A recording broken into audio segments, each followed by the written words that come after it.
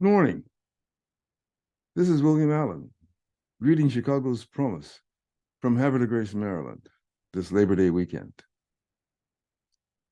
My late uncle, A.J. Boogie Woogie Allen, was a devoted Chicagoan, a blind blues pianist. He lived and worked there until his premature death. I was yet a baby. His piano and music scores were sent to my family down south. He had one composition that always struck my attention and set a tone for me.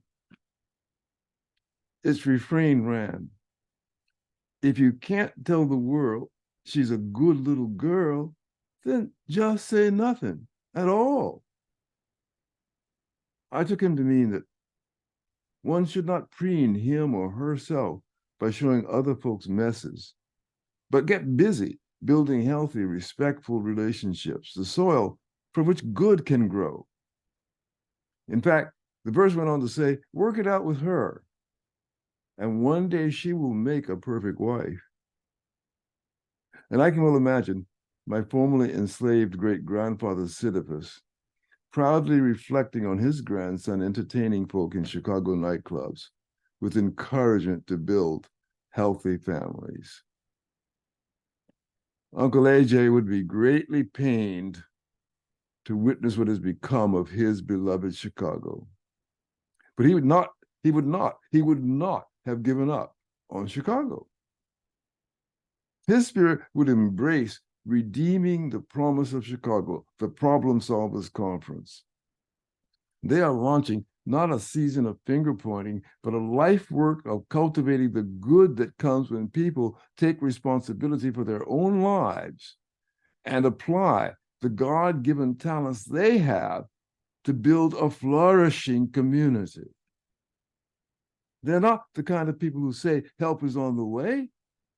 They are people who say help is here, and you are it, and you have within you and ready to hand everything you need, including God's providence, to access that help.